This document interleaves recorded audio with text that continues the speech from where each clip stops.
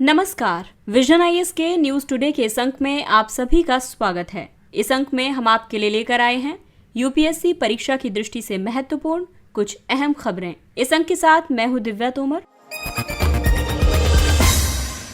आइए सबसे पहले बात करते हैं इस अंक की हेडलाइंस के बारे में। यूनेस्को और आईयूसीएन ने संयुक्त राष्ट्र से विश्व धरोहर हिमनद जलवायु परिवर्तन के प्रहरी शीर्षक से एक रिपोर्ट जारी की है। विमुद्रीकरण के 6 साल बाद जनता के पास मौजूदा नकदी 30.88 लाख करोड़ रुपए के रिकॉर्ड स्तर पर पहुंच गई है। विश्व मौसम विज्ञान संगठन ने वर्ष 2022 में वैश्विक जलवायु की अंतिम स्थिति रिपोर्ट जारी की। फेशियल रिकॉग्निशन टेक्नोलॉजी पर बढ़ती चिंताओं के बीच नीति आयोग ने डिजी यात्रा की डेटा निजता पर केंद्र सरकार से स्पष्टीकरण मांगा। COP27 जलवायु शिखर सम्मेलन में पहली बार जलवायु संबंधी क्षतिपूर्ति को एजेंडे में शामिल किया गया और विश्व भर के केंद्रीय बैंक अर्थव्यवस्था संबंधी चिंताओं के कारण अपना स्वर्ण भंडार बढ़ा रहे हैं। और आइए अब खबरों पर विस्तार से चर्चा करते हैं।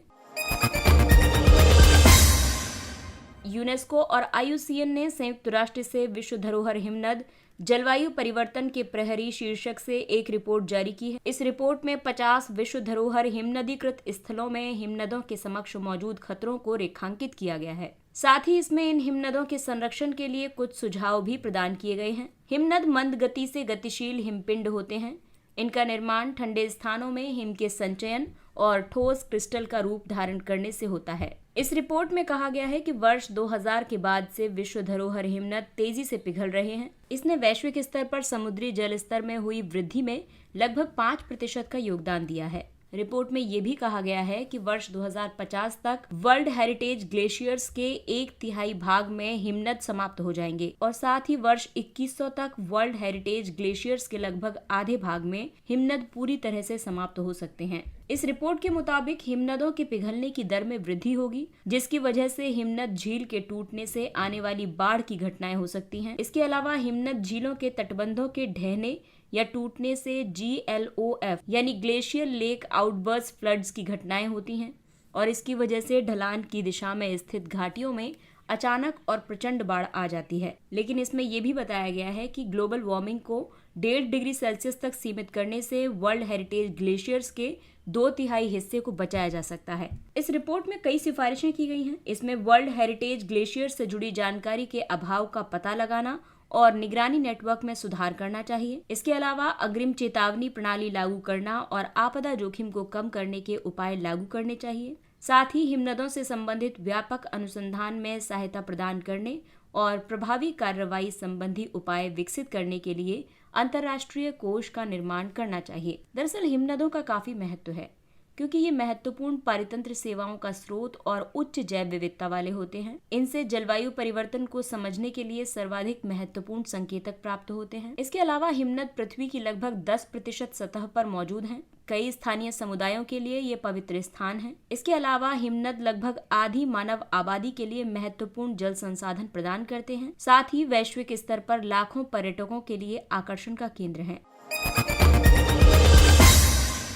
और अगली खबर पेपर 3 के टॉपिक अर्थव्यवस्था से जुड़ी हुई है। विमुद्रीकरण यानी कि जिसे हम साधारण भाषा में या आम जनता की भाषा में नोटबंदी भी कहते थे, उसके 6 साल बाद जनता के पास मौजूद नकदी 30.88 लाख करोड़ रुपए के रिकॉर्ड स्तर पर पहुंच गई है। आपको बता दें कि विमुद्रीकरण के बाद से जनता के पास नकदी नवंबर 2016 के स्तर से 71.84% अधिक है। जैसा कि आप सभी जानते हैं कि एक मुद्रा इकाई के वैध दर्जे यानी लीगल टेंडर को समाप्त करना विमुद्रीकरण कहलाता है।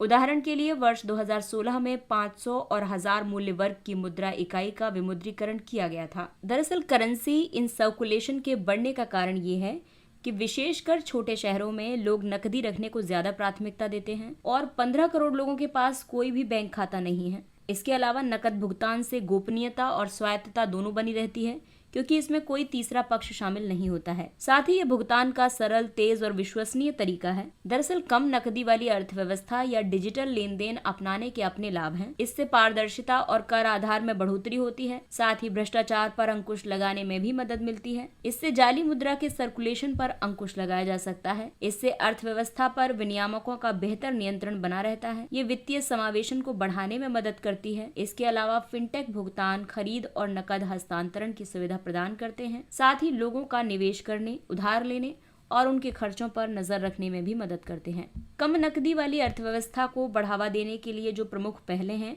उसके तहत अलग अलग अभियानों के द्वारा डिजिटल वित्तीय जागरूकता और साक्षरता को बढ़ावा दिया जा रहा है। आरबीआई कहता है और ई बात इस तरह के प्रमुख अभियान हैं। साथ ही mobile wallet, unstructured supplementary service data, unified payment interface, micro ATM, Aadhaar सक्षम भुगतान प्रणाली आदि जैसे प्रीपेड भुगतान विकल्प शुरू किए गए हैं। इसके अलावा बजट 2022 में ई रुपया या सेंट्रल बैंक डिजिटल करेंसी को लॉन्च करने की घोषणा की गई है। जनता के पास मौजूद नकदी की गणना कुल सीआईसी में से बैंकों के पास रखी नकदी को घटाकर की जाती है। सीआईसी में सर्कुलेशन वाले नोट, रुपए मूल्य वर्ग के सिक्के और लघु मूल्य वर्ग के सिक्के शामिल हैं। अगली खबर मौसम विज्ञान से संबंधित है। विश्व मौसम विज्ञान संगठन ने वर्ष 2022 में वैश्विक जलवायु की अनंतिम स्थिति रिपोर्ट जारी की है। इस रिपोर्ट में कई निष्कर्ष दिए गए हैं। इसमें ग्रीन हाउस गैसों की वायुमंडलीय सांद्रता की बात करें तो उसमें कहा गया है कि पूर्व औद्योगिकरण स्तरों से कार्बन डाइऑक्साइड की सांद्रता में 149%, मीथेन में 262% और नाइट्रस ऑक्साइड में 124% की वृद्धि दर्ज की गई है। इसके अलावा CO2 और ग्रीन हाउस गैस के बढ़ते उत्सर्जन से वायुमंडल के ऊपरी स्तर में एक धनात्मक विकिरण असंतुलन पैदा होता है। इससे पृथ्वी पर ऊर्जा का ऊष्मा के रूप में संचय होता है और इसकी वजह से ग्लोबल वार्मिंग हो रही है। इसके अलावा सतह के वैश्विक तापमान पर रिपोर्ट में ये कहा गया कि पिछले 8 सालों को अब तक का सबसे गर्म 8 वर्ष माना जा रहा है। वैश्विक औसत तापमान पूर्व औद्योगिक युग के औसत से लगभग 1.15 डिग्री सेल्सियस अधिक है। ओशन हीट कंटेंट की बात करें तो वर्ष 2022 में महासागरीय सतह के 55% हिस्से में समुद्री हीट वेव की कम से कम एक परिघटना दर्ज की गई थी। महासागर मानव द्वारा उत्सर्जित ग्रीन हाउस गैसों से संचयी ऊर्जा का लगभग 90% हिस्सा भंडारित करते हैं। वहीं समुद्री बर्फ के विस्तार पर रिपोर्ट में कहा गया कि ग्रीनलैंड आइस शीट के कुल द्रव्यमान में लगातार 26वें वर्ष नकारात्मक संतुलन दर्ज किया गया। इस रिपोर्ट में जलवायु परिवर्तन से संबंधित और भी कई सुझाव दिए गए हैं। इसमें कहा गया है कि अलग अलग विपदाओं से जुड़ी पूर्व चेतावनी प्रणाली जैसे अनुकूलन उपायों की मदद ली जानी चाहिए।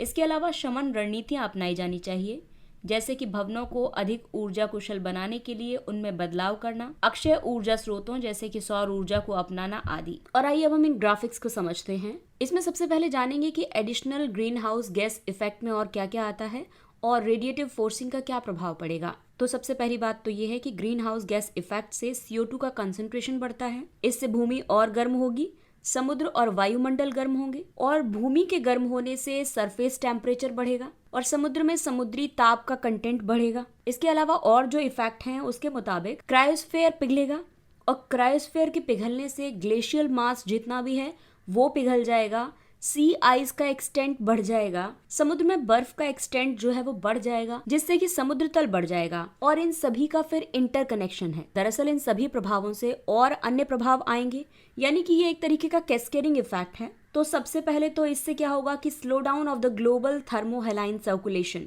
इससे वैश्विक थर्मोहेलाइन परिसंचरण धीमा हो जाएगा, जेट स्ट्रीम कमजोर होगी। इसके अलावा एल नीनो साउदर्न ऑसिलेशन बढ़ जाएगा और इन सभी घटनाओं के उच्च प्रभाव होंगे। इससे हीट वेव्स आएंगी, कोल्ड वेव्स आएंगी, आग लगने की घटनाओं में वृद्धि हो जाएगी, सूखा, बाढ़, marine heat waves, tropical cyclones और तटीय अपर्दन की घटनाएं बढ़ जाएंगी। इसके अलावा समुद्र के एसिडिफिकेशन बढ़ने से भी गरीबी बढ़ेगी, खाद्य असुरक्षा की स्थिति आ जाएगी, हेल्थ के कई सारे इश्यूज बढ़ जाएंगे, पानी की कमी हो जाएगी, अवसंरचना डैमेज हो जाएगी, असमानता बढ़ेगी, विस्थापन बढ़ेगा। इसके अलावा पारितंत्र कोलैप्स कर जाएगा, जैव विविधता की हानि होगी और कॉन्फ्लिक्ट्स यानी कि विवाद बढ़ेंगे।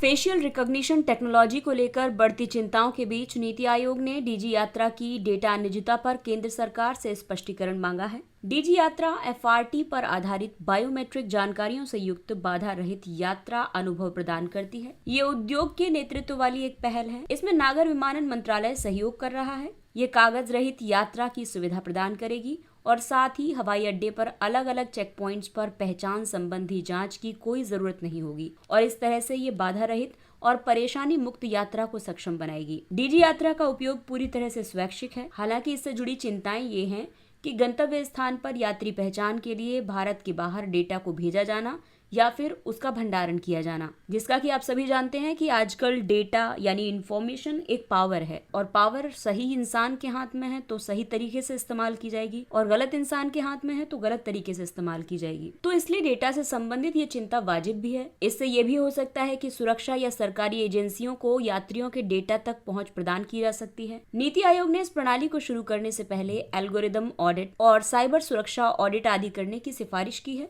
दरअसल आपको बता दें कि फेशियल रिकॉग्निशन टेक्नोलॉजी में किसी तस्वीर या वीडियो में किसी चेहरे की पहचान का आकलन, विश्लेषण और पुष्टि की जाती है। इसमें आमतौर पर कंप्यूटर आधारित फिल्टर का उपयोग करके तस्वीरों को एक संख्यात्मक कोड में बदलकर उनकी तुलना की जा सकती है। एफआरटी के तहत जो प्रमुख मापदंड होते हैं उनमें आंखों के बीच की दूरी और माथे से ठुड्डी तक की दूरी शामिल होती है। इस टेक्नोलॉजी का उपयोग पेंशन भोगियों द्वारा डिजिटल जीवन प्रमाण पत्र जमा करने, दिल्ली पुलिस द्वारा लापता बच्चों का पता लगाने के लिए किया जा रहा है। तो आइए अब आपको बताते हैं कि आखिरकार फेस रिकॉग्निशन सॉफ्टवेयर कैसे काम करता है।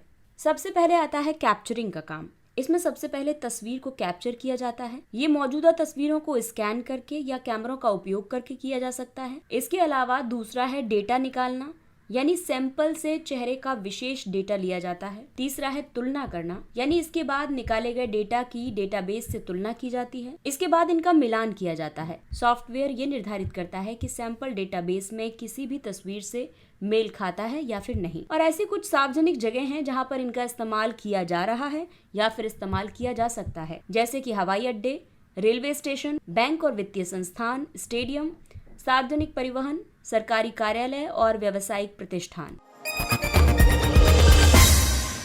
अगली खबर जलवायु परिवर्तन से संबंधित है। इस बार COP27 जलवायु शिखर सम्मेलन में पहली बार जलवायु संबंधी क्षतिपूर्ति को एजेंडे में शामिल किया गया। COP27 का आयोजन मिस्र के शर्म अल शेख में किया जा रहा है। इसमें शामिल प्रतिनिधि जलवायु संबंधी मुआवजे पर चर्चा करने के लिए सहमत हुए हैं। ये कदम जलवायु संबंधी आपदाओं के पीड़ितों के प्रति एकजुटता की एक नई भावना को दर्शाता है। जलवायु संबंधी क्षतिपूर्ति ग्लोबल वार्मिंग के प्रति सुभेद्य या फिर निम्न आय वाले देशों को क्षतिपूर्ति के रूप में विकसित देशों द्वारा प्रदान किए जाने वाला धन है। और आपको बता दें कि विकसित देश ये धन इसलिए प्रदान करते हैं क्योंकि वे प्रकृति और वायुमंडल का इतना नुकसान पहले ही कर चुके हैं जितना कि विकासशील देशों ने अभी उपयोग भी नहीं किया है। और साथ ही मुआवजा प्राप्त करने वाले देश जो हैं, ये ग्लोबल वार्मिंग में भी बहुत कम योगदान देते हैं। पक्षकारों का सम्मेलन यानी कॉन्फ्रेंस ऑफ पार्टीज संयुक्त राष्ट्र जलवायु परिवर्तन फ्रेमवर्क कन्वेंशन यानी UNFCCC का निर्णय लेने वाला शीर्ष निकाय है। पिछले वर्ष उच्च आय वाले देशों ने COP26 में हानि और क्षति का वित्त पोषण करने वाले निकाय संबंधी प्रस्ताव पर रोक लगा दी थी। हालांकि इस दौरान लॉस एंड डैमेज के वित्त पोषण पर चर्चा के लिए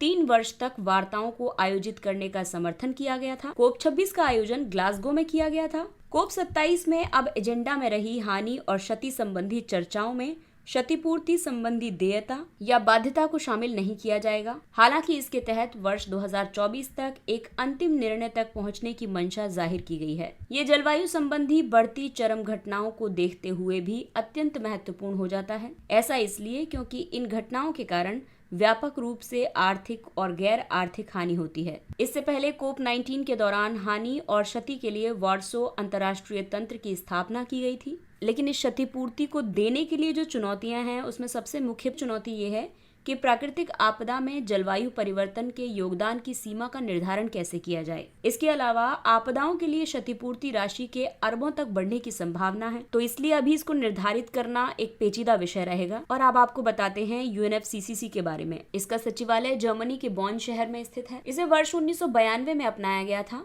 UNFCCC अंतर्राष्ट्रीय जलवायु परिवर्तन के लिए आधारभूत कानूनी संरचना और सिद्धांतों का निर्धारण करता है। भारत सहित लगभग सभी 198 देश इसके सदस्य हैं। ये क्योटो प्रोटोकॉल 1997 और पेरिस समझौते 2015 की मूल संधि है। COP19 में वार्सो अंतर्राष्ट्रीय तंत्र की स्थापना की गई। COP21 में हानि और क्षति को पेरिस समझौते के अनुच्छेद 8 में शामिल किया गया। ये 2015 में हुआ। 2017 में COP23 में फिजी क्लियरिंग हाउस को लॉन्च किया गया। 2019 में कोप 25 में WIM की समीक्षा की गई और तकनीकी सहायता प्रदान करने के लिए सैंटियागो नेटवर्क की स्थापना की गई। वर्ष 2021 में कोप 26 में सैंटियागो नेटवर्क कार्यप्रणाली पर सहमति बनी और ग्लासगो संवाद की स्थापना की गई। इसके अलावा वर्ष 2022 में कोप 27 के तहत सैंटियागो नेटवर्क के लिए संस्थागत व्यवस्था को अंतिम रूप दिया गया। अब आप लोग कमेंट बॉक्स में बताएंगे कि ये सैंटियागो नेटवर्क क्या है। ये आपका होमवर्क है। इसके अलावा इन सम्मेलनों के बीच में G20 ने इंसू रेजिलियंस ग्लोबल पार्टनरशिप के निर्माण का स्वागत किया। हानि और क्षति के लिए वित्त पोषण के स्रोतों पर सुवा विशेषज्ञ संवाद और तकनीकी पत्र प्रस्तुत किया। इसके अलावा हानि और क्षति के वित्त पोषण पर प्रथम ग्लासगो संवाद और सैंटियागो नेटवर्क पर प्रथम तकनीकी कार्यशाला आयोजित की गई।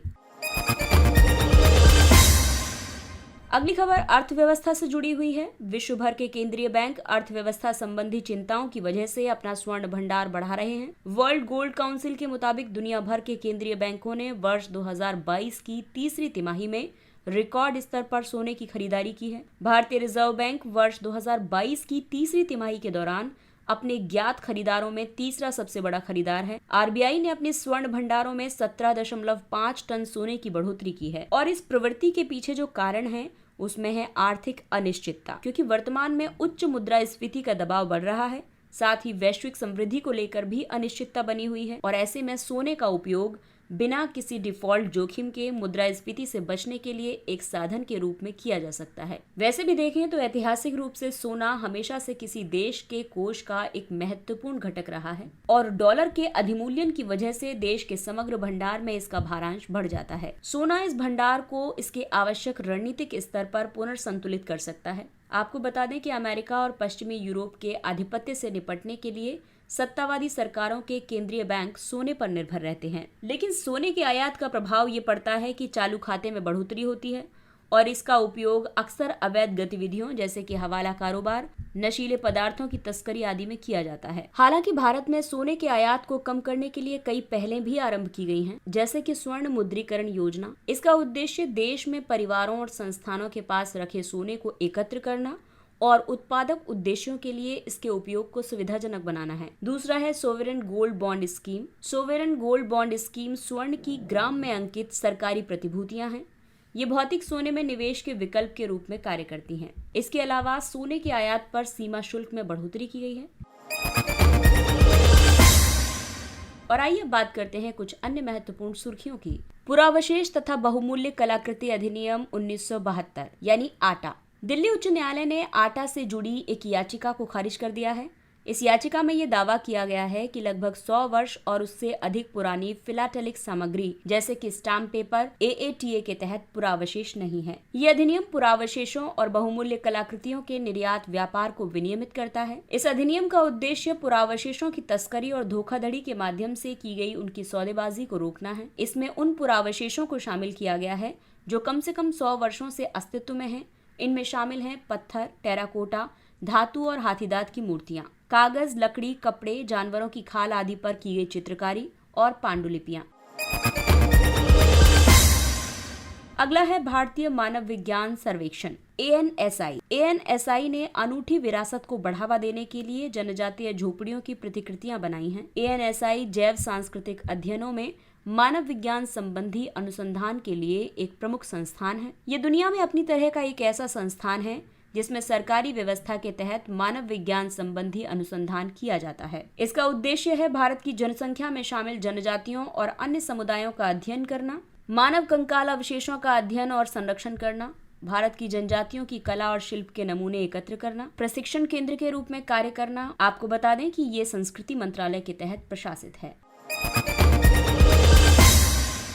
अगला टॉपिक है नडाबेट। प्रधानमंत्री ने नागरिकों से सीमा दर्शन के भाग के रूप में नडाबेट और अन्य सीमावर्ती क्षेत्रों की यात्रा करने का आग्रह किया है। नडाबेट को गुजरात का वाघा भी कहा जाता है। ये गुजरात के बनासकांठा जिले में भारत पाक सीमा पर अवस्थित है। भारतीय सीमा सुरक्षा बल ने वर्ष 1971 के युद्ध में शत्रु देश की सेना को रोकने के लिए इसका इस्तेमाल किया था। सीमा दर्शन गुजरात सरकार और BSF गुजरात फ्रंटियर के बीच एक संयुक्त पहल है। इस पहल का लक्ष्य पाकिस्तान के साथ सीमा साझा करने वाले और बहुत कम आबादी वाले क्षेत्रों में सीमा पर्यटन को बढ़ावा देना है। इस प्रोजेक्ट का उद्देश्य पर्यटन को बढ़ावा देना और सीमा पार के गांवों से भारत में प्रवास को कम करना है। Falcon Heavy rocket. हाल ही में स्पेसएक्स ने फाल्कन हैवी रॉकेट को पृथ्वी की भूतुल्यकालिक यानी जियोसिंक्रोनस कक्षा में प्रक्षेपित किया है। फाल्कन हैवी रॉकेट को दुनिया के सबसे शक्तिशाली परिचालनात्मक रॉकेट के रूप में जाना जाता है। इस रॉकेट की भार ढोने की क्षमता निम्न भूकक्षा में लगभग 64 मीट्रिक टन है।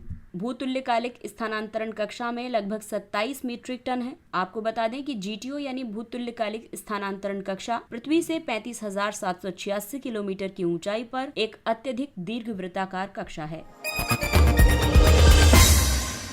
Duchenne muscular dystrophy. ये रोग डिस्ट्रोफिन के लिए एक दोषपूर्ण जीन के कारण होता है। डिस्ट्रोफिन मांसपेशियों में मौजूद एक प्रोटीन है। ये एक आनुवंशिक रोग है। ये रोग अक्सर लड़कों को प्रभावित करता है। वर्तमान में इस रोग का कोई उपचार उपलब्ध नहीं है। हालांकि फिजियोथेरेपी और कार्टिकोस्टेरॉइड्स जैसी दवाएं इसके लक्षणों को नियंत्रित करने और जीवन की गुणवत्ता में सुधार करने में मदद कर सकती हैं।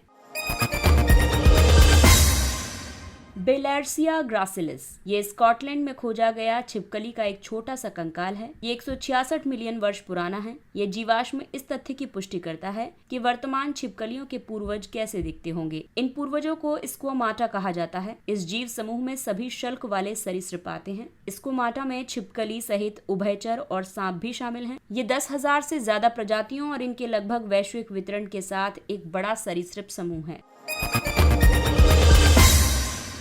एपिस कैरेंजोडियन। पश्चिमी घाट में एपिस कैरेंजोडियन या भारतीय काली मधुमक्खी की खोज की गई है। शोध दल ने इस खोज के बाद एपिस इंडिका की स्थिति को एक वैध प्रजाति के रूप में बहाल कर दिया है। भारत में एपिस इंडिका की खोज वर्ष 1798 में हुई थी। भारतीय काली मधुमक्खी में अधिक मात्रा में शहद का उत्पादन करने की क्षमता होती है और इसके द्वारा उत्पादित शहद सामान्य तौर पर पाए जाने वाले शहद की तुलना में गाढ़ा होता है। आपको बता दें कि ये गोवा, कर्नाटक, केरल और तमिलनाडु के कुछ हिस्सों में पाया जाता है। इस नई खोज से दुनिया में मधुमक्खियों की प्रजातियों की संख्या 11 हो गई है।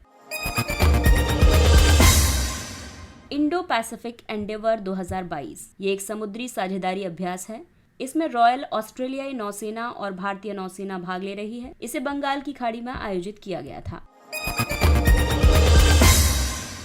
और आइए बात करते हैं सुर्खियों में रहे स्थलों के बारे में। विक्टोरिया झील।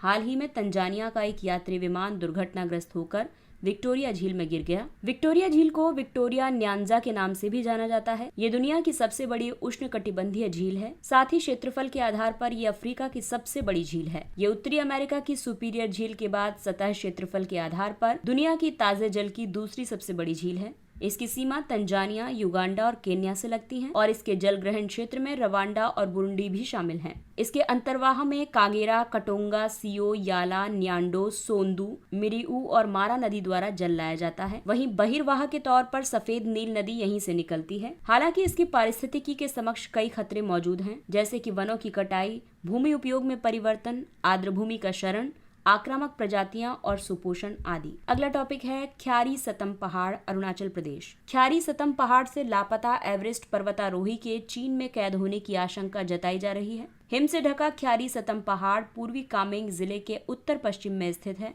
यह अरुणाचल प्रदेश की सबसे ऊंची पर्वत चोटी है। ये एक पवित्र पर्वत है जो वास्तविक नियंत्रण रेखा के समीप अवस्थित है। इसका नाम अबांग ख्यारी यानी एक योद्धा और सतम यानी उसका ढाल कवच के नाम पर रखा गया है। इसके साथ ही ये अंक समाप्त होता है। अगले अंक में फिर मुलाकात होगी कुछ अन्य महत्वपूर्ण खबरों के साथ। तब तक विजन आईएएस की पूरी टीम को दीजिए इजाजत। नमस्कार।